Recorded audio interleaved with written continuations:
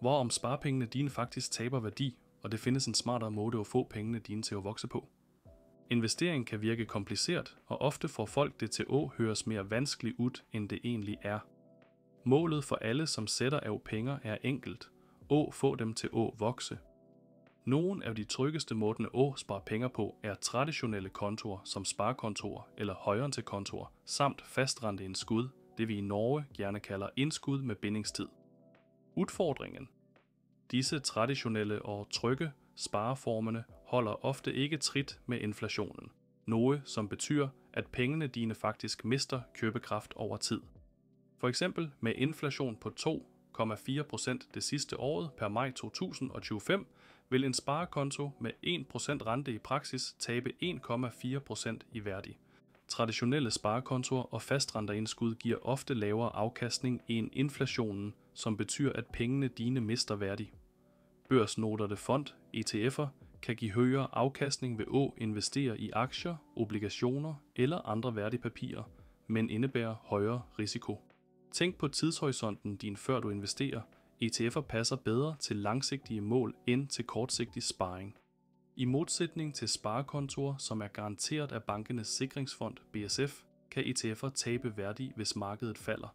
Men potentialet for vækst er også større. Mange ønsker ikke bare at holde trit med inflationen, de vil, at pengene skal vokse. Derfor vælger mange investorer børsnoterede fond eller ETF'er som et alternativ til vanlige sparekontoer. Disse fondene samler penge fra mange investorer og investerer i ulike typer værdipapirer, aktier, obligationer eller en mix. ETF'er kan indeholde kun aktier, kun obligationer eller en blanding. Trickset er at finde ETF'er, som giver noget af den stabiliteten, man er vant til fra banken, men med højere potentiel afkastning. Lad os se nærmere på, hvordan du kan bruge ETF'er som en smart spareform. ETF'er har revolutioneret måden vanlige folk investerer på. Disse fondene handles på børs og giver dig ejerskab i en hel kurv af aktier, obligationer og andre værdipapirer. Bare i USA findes det over 4.000 ETF'er, som forvalter over 10.000 milliarder dollar per marts 2025. Selvom ETF'er indebærer mere risiko end en vanlig sparekonto, er mange af dem langt mindre risikable end enkeltaktier, fordi de spreder pengene dine over mange investeringer. Går en dårlig, kan de andre jævne ud tabet. For dig, som ikke trænger pengene med det første, kan ETF'er give bedre langsigtig vækst end en vanlig sparekonto. Her er 4 hovedtyper, du bør kende til. Indeksfond ETF'er følger markedet generelt. Obligation ETF'er stabile og forudsibare. Sektor ETF'er specifikke brancher. Pengemarkeds ETF'er kortsigtige, lav risiko, alternativ til sparekonto. Mange af disse har historisk givet højere afkastning end inflationen, men husk, højere afkastning kræver, at du tager lidt mere risiko. Før du tømmer sparekontoen og flytter alt til ETF'er, bør du kende til forskellene. Hvad sker med pengene dine? Sparekonto.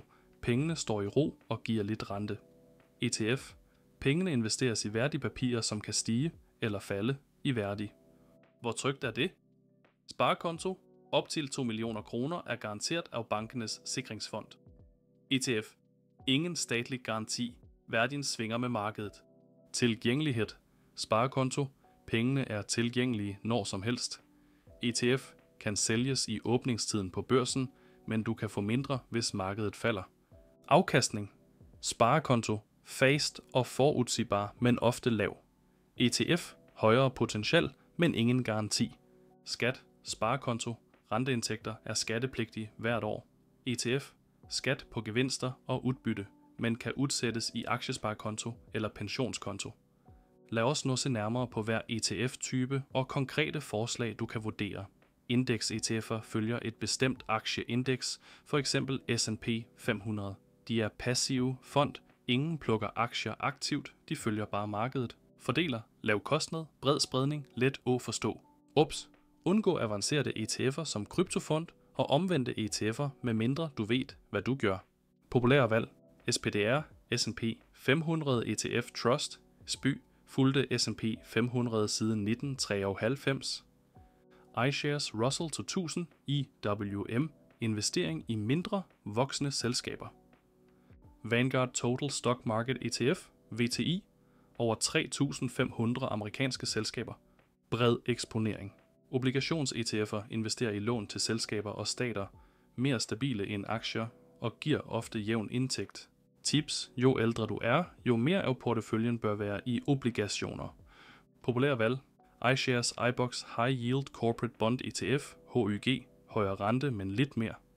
Risiko: iShares Investment Grade Bond ETF, LQD, selskaber med solid kredit som JP Morgan og Bank of America. Sektor-ETF'er fokuserer på specifikke brancher, f.eks. bank, energi eller teknologi. OBS: brug gerne bare 5-10% af porteføljen på slækkefond. Populære valg: Financial Select Sector SPDR, XLF, banker, forsikring, betalingstjenester, Invesco, QQQ, Nasdaq, 100, teknologi, inkluderet Nvidia, Microsoft, Apple. I 2024 kom Texas Capital Government Money Market ETF, MMKT, den første reelle pengemarkeds ETF-en. Dette fondet efterligner trygheden til en sparekonto, men giver højere rente og investerer i statspapirer med kort løbetid. Vigtigt: ikke dækket af garantier, men følger strenge krav og er lav risiko. Kan jeg tabe penge i ETF'er? Ja, de er ikke garanteret af staten, og værdien kan falde. Passer ETF'er for kortsigtig sparring? Nej, de passer bedst for langsigtig investering. Er ETF'er let tilgængelige? Ja, de handles på børs og kan sælges i løbet af få minutter, men ikke like raskt som en sparekonto.